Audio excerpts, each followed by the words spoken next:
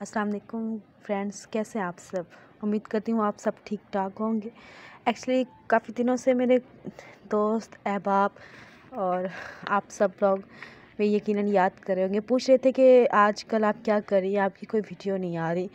तो एक्चुअली कुछ मेरे ख़ुद के मसरूफ़ियात थी और कुछ इस किताब की मसरूफ़ियात थी जो स्टिल मेरे साथ चल रही थी और मैं इस किताब को पढ़ी थी। फिर मैंने सोचा इसको मैं आपके साथ भी शेयर करूं।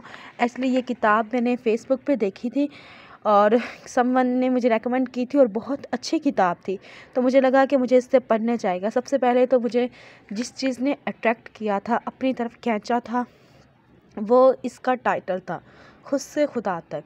यानी कि आपकी ज़िंदगी ना एक अजीब से कश्मकश में रहती है जब तक आप अपने आने वाले मकसद को, अपनी ज़िंदगी के मकसद को अचीव नहीं कर लेते। तो मैंने भी इसी चीज़ में ईच एंड एवरी टाइम, मैं नहीं, हर इंसान ही रहता होगा, समटाइम्स वो इस पीक पे जाके ज़रूर सोचता होगा कि मेरी ज़िंदगी की मकसद क्या है, मेरे जीने का मकसद क्या है। तो अक्सर मैं भी इस तरह का सोचती हूँ और आप सब भी सोचते होंगे। तो सबसे पहले तो मैंने खुद को ये बर्थडे पर गिफ्ट दिए थे।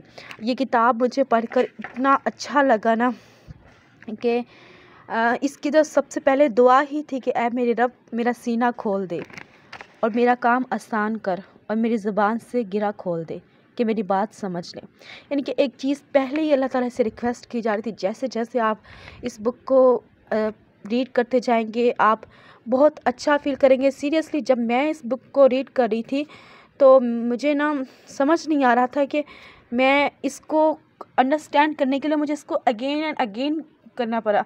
इसके अंदर इतने पॉइंट्स, इतनी अंदर चीज़ें ओपन होती जा रही थी और सम टाइम ऐसे लग रहा था जैसे मुसन्निफ़ ने ये किताब मुझे सामने बिठा कर लिखी है।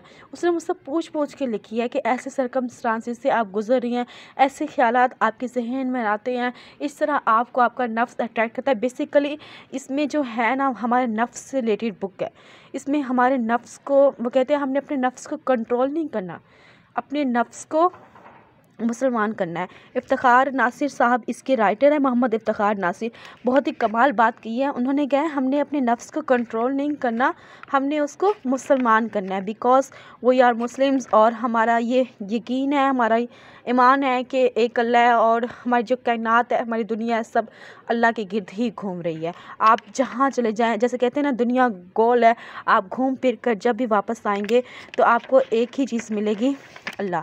और अल्लाह के अलावा आपको इस पूरी कायनात में वजह तख्लीक कुछ भी नहीं मिलेगा।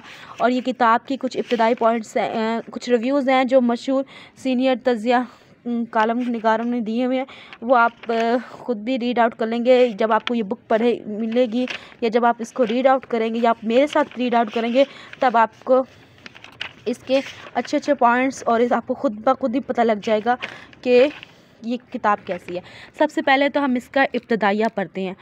आज का इंसान रोए ज़मीन पर तरीक़े इंसान के सबसे हैरतनाक दर से गुज़र रहा है। ये टेक्नोलॉजी का दौर है। ज़मीन पर जितनी भी तहज़ीबें गुज़री हैं, इनमें सबसे ज़्यादा सहूलत, कशाश, सबसे ज़्यादा तरक्की याफ्ता मज़हब, तहज़ीब, मुबालगा हमारी तहज़ीब है। लेकिन ये भी एक दर्दनाक हकीकत है कि इस कदर बेपनाह तरक्की और जदीद टेक्नोलॉजी से लैस होने के बावजूद असरे हाज़िर के इंसान से ज़्यादा परेशान, गैर महफूज, दबाव का शिकार, एंजाइटी की आखिरी हदों को छूती हुई और कोई तहज़ीब इससे पहले ज़मीन पर नहीं गुज़री। ये तज़ाद एक खौफनाक हकीकत की सूरत में आज हमारे सामने एक सवालिया निशान बनकर खड़ा हो चुका है। होना तो ये चाहिए था कि इस कदर तेज़ रफ्तार तरक्की के बाद दुनिया अमन का गहवारा बन जाती, जंग एक किस्सा पारीना करार पाती और हर तरफ अमन व आतिशी का दौरा दौरा होता। मगर हमने दुनिया को क्या बना दिया। हर तरफ मादियत परस्ती दिखाई देती है। गुर्बत, अफलास, रंज आलम, जंग व जदल, एटमी धमाकों के लरसते खदशात, जुल्म व नाइंसाफ़ी का दौरा सुपर पावर्स का आलमी तसल्लुत जमाने का ख्वाब, मुसलमानों के जवाल और पस्ती की खौफनाक घाटियाँ, रिस्क हराम की कसरत, जना का आम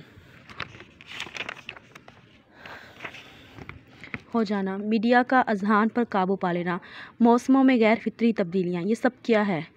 क्या इसका मतलब ये नहीं कि बढ़ती हुई टेक्नोलॉजी ने इंसान को पागलपन की तरफ ले लिया है? ऐसा पागलपन जिसमें मुब्तला होकर वह अपनी ही दुनिया को बर्बाद करने की दर पे होगी। मुबालगा है, हर आदमी एक नफसियाती मरीज़ बनकर रह गया, एक चलती फिरती लाश जिसका सिर्फ एक ही मकसद है, मज़ीद तरक्की, मज़ीद पैसा, कारोबार में इजाफा, बड़े मकान, बड़ी गाड़ियाँ। क्या ये हमारा मकसद ज़िंदगी है? क्या हमें इसलिए दुनिया में भेजा गया है? डिप्रेशन, टेंशन और एंजाइटी में मुबालगा हर शख्स गिरफ़्तार हो चुका है। लोग नींद की गोलियां भांग कर ज़िंदगी गुजार रहे हैं। कसीर तादाद नफसियाती अमराज का शिकार होकर जहनी अमराज के मुआलजीन के सामने खड़ी अपनी ज़िंदगी की भीख मांगती दिखाई देती है। हम एक अलमिया बन चुके हैं। जो लोग नफसियाती मरीज़ बन जाते हैं वो ज़िंदगी की दौर से बाहर कर दिए जाते हैं, कॉर्नर कर दिए जाते हैं। कारोबार में नाकामी, तवील बीमारी, किसी अपने की अचानक मौत, ना भूलने वाला सदमा, हद से भरी हुई हसासियत, मोहब्बत में नाकामी, मुलाजमत और कैरियर में तरक्की ना करने का खौफ, आला तालीम हासिल कर ना पाना, मुआशी परेशानियाँ और लंबी गुर्बत, अपनी शरीक हयात से ज़हनी अमांगी का फुकदान, शक्ल सूरत का मामूली होना, जिस्मानी मजबूरी या ऐब और तरह तरह के बेशुमार खौफनाक मसाइल से जिन लोगों का वास्ता पड़ता है उनकी ज़िंदगी से दूसरों से बिल्कुल अलग हो जाती है। ऐसे लोग जब अपने मसले का हल तलाश करने में नाकाम हो जाते हैं तो कुछ नशे, नींद की गोली और नफसियाती दवाओं में पनाह ढूंढते हैं। कुछ दाढ़ी रखकर शलवार टखनों से ऊंची करके मस्जिद को लपकते। कुछ ऐसे होते हैं जो तसव्वुफ को एक महफूज छतरी समझते हैं। पीरों, फ़कीरों और बाबों के दर पर जा खड़े होते हैं। ज़िंदगी जब बहुत बोझल हो जाए तो उसे गुजारने के लिए इंसान किसी ऐसे फार्मूले, मेथड या पनाह की तलाश में निकलता है जिससे उसे ये उम्मीद होती है कि उसकी ज़िंदगी का हर लम्हा बढ़ता ये बोझलपन दूर हो जाएगा।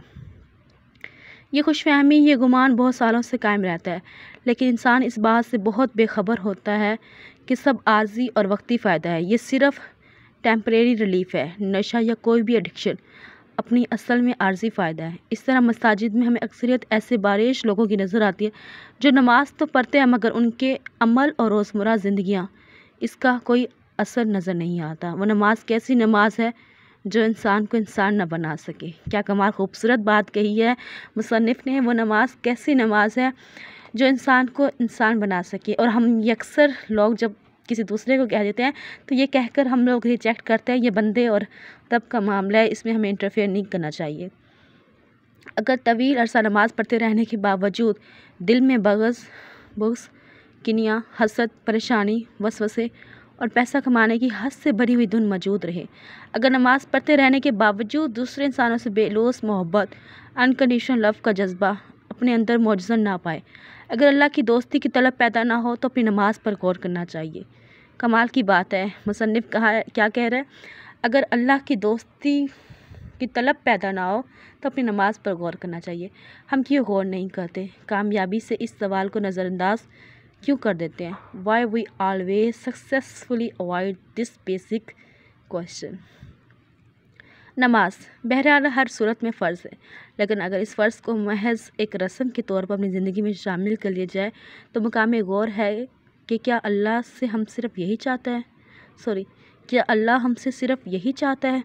माजिज़ों से बाहर निकलते ही झूठ बोलना, रियाकारी करना, क्या ये इस बात की निशानदही है कि हमने बिलाकर नमाज को भी एक नफसियाती पनाहगाह के तौर पर इस्तेमाल करना शुरू कर दिया है?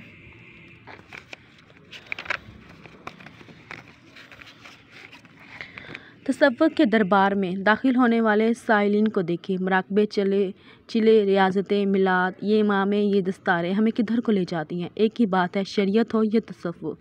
अगर रास्ता ठीक नहीं, नीयत ठीक नहीं, अगर हसूल इल्म का मरकज़ ख़याल नहीं तो सब खाम ख़याली है। कोई हासिल नहीं, सब रेहगानी है, और वो भी उम्र अज़ीज़ की, जिसका एक एक लम्हा कीमती है। इलाज करना चाहिए, मगर हकीकत ये है कि जब दिमाग किसी का ख़राब हो जाए, जब फिजियोसिस बिगड़ जाए तो उसे अल्लाह के सिवा और कोई ठीक नहीं कर सकता। ऐसा कभी नहीं होगा कि डिप्रेशन का मरीज़ नफसियाती मुआलिज के पास जाए, एंटी डिप्रेस ले और कुछ अरसे में ठीक हो जाए। ये जुबा कभी नहीं होगा कि कोई बेख्वाबी का शिकार होकर नींद की गोलियां लेना शुरू कर दे और कुछ अरसे के बाद उसकी कुदरती नींद बहाल हो जाए और बतदरीज वो गोली के बगैर सोना शुरू कर दे। ये एंटी डिप्रेस मेडिसिन्स और स्लीपिंग पिल्स इंसान को बतदरीज पहले से बदतरीन नफसियाती खलजान में मुब्तला करते हैं। ये एक हकीकत है, एक फैक्ट है। ये आर्जी फ़ायदा टेम्परेरी रिलीफ हैं। इस तरह हर वक्त फिल्में देखने वाला जब अचानक दाढ़ी रखकर घर से टीवी हटाता है, औरत या नशे के चक्कर में रहने वाला जब पीर से बैत करके खुद को सूफी समझते हुए समाज सुनता है, हाल खिलता है, ये सब आर्जी फ़ायदा है। ये फ़रार एस्केप होता है। कुछ लोग शदीद मेहनत में खुद को गर्क कर लेते हैं और वर्कहोलिक हो जाते हैं, दिन रात काम करते हैं। मकसद बड़ा हो, इंसानियत की खिदमत पेश नज़र हो तो ये बहुत बड़ी ताकत रखता है। लेकिन इसका मतम नज़र सिर्फ अपनी ज़ात है तो ये बहुत ख़तरनाक नफ्सियाती बीमारी है। आपको अपने इर्द गिर्द ऐसे इंसानों को कसीर तादाद भी नज़र आएगी जो रूटीन में पनाह लेते हुए 9 से 5 काम करने वाले। ये लोग गौर व फिक्र को धुतकार देते हैं, सिर्फ अपनी रूटीन को फॉलो करते हैं। रूटीन बुरी चीज़ नहीं है, मगर उसकी पूजा करने वाला, हद से बाहर निकलने वाला, गौर व फिक्र करने वाला कोलों का बैल कहलाता है। इस तरह कुछ लोग ऐसे भी नज़र आते हैं जो अल्लाह को पाना चाहते हैं, उसकी तलाश में निकलते हैं। उन्हें यह गुमान होता है कि मसनत पे बैठा हुआ हर शख्स अल्लाह का दोस्त है, जबकि हकीकत ऐसी नहीं होती। एक से एक भेड़िया रास्ते में उनका शिकार करने के लिए ताक में होता है। जितनी तर्ज के इंसानों का जिक्र किया जाए, जितने गुरूह हैं, जब निकलते हैं तो इनका शिकार खिला जाता है। लोगों की ज़िंदगियां बर्बाद होती हैं। एक से बढ़कर एक फ़नकार अपनी दुकान सजाए उनके इस्तकबाल के लिए खड़ा होता है। बचता सिर्फ वो है जो इल्म वाला है, बेइल्म तो सिर्फ शिकार है। ये बड़े बड़े मजहबी इज्तिमात, अजीम शान उर्स, आलमाना जज्बाती तकरीरें, फेसबुक और यूट्यूब पर जज्बात से रुंधी हुई आवाज़ों में रुला देने वाले बयानात, मकसद इख्तलाफात बड़े इख्तलाफ हरगिज़ नहीं। ये सब अच्छी बातें हैं। सवाल ये है कि आपको आज तक इससे हासिल क्या हुआ? अपनी आज की ज़िंदगी पर एक तायराना निगाह डालें। अगर नीयत इस्तवार ना हो तो क्या ये सब महज़ रूहानी तफरीह नहीं है, स्पिरिचुअल इंटरटेनमेंट नहीं है? क्या इसकी हैसियत महज इंसान गैस टीयर गैस की सीलिंग है, थोड़ी देर के लिए आंखों में आंसू और फिर वही पुरानी डगर? सवाल ये पैदा होता है कि अगर सब रायगा है तो फिर ठीक क्या है, हल क्या है? आखिर डिप्रेशन, टेंशन और एंजाइटी से निजात कैसे मुमकिन है? और फिर सारे सवालों का एक सवाल ये है कि अल्लाह को कैसे पाया जाता है, अल्लाह की तलाश कैसे मुमकिन है? इस किताब को लिखने का मकसद ये है कि हम इन सब सवालों के जवाबात हासिल कर सकेंगे। तो नाजरीन देखें कि कितना खूबसूरत इसका इंट्रोडक्शन था, जो कि अभी कंप्लीट नहीं हुआ। हम इसको कल इंशाअल्लाह ताला अपने नेक्स्ट पार्ट में इंक्लूड करेंगे। मैं ये वीडियो लॉन्ग नहीं करना चाहती ताकि आप लोग भी बोर ना हो, लेकिन अगर आपको इसके नेक्स्ट पार्ट का बहुत ज़्यादा इंतज़ार है तो आप कमेंट सेक्शन में मुझे ज़रूर बता सकते हैं कि आपको बुक कि ये जो बुक मैंने इंतखाब किया ये कैसे लगी है, इसकी रीडिंग कैसे लगी है, इसका टाइटल कैसे लगा है, और इसके अंदर जो मुसन्निफ़ ने इतनी खूबसूरत बातें और इतने अच्छे अच्छे सवालात किए हैं, क्या ये आपको वाकई में वैसे लगे हैं जैसे मैं फ़ील कर रही हूँ? तो अपनी व्यूज़, अपने पॉइंट ऑफ व्यू ज़रूर एक्सप्लेन कीजिएगा कमेंट सेक्शन में। I will be wait. जज़ाकल्लाह, दुआ में याद रखिएगा। मारिया चौधरी।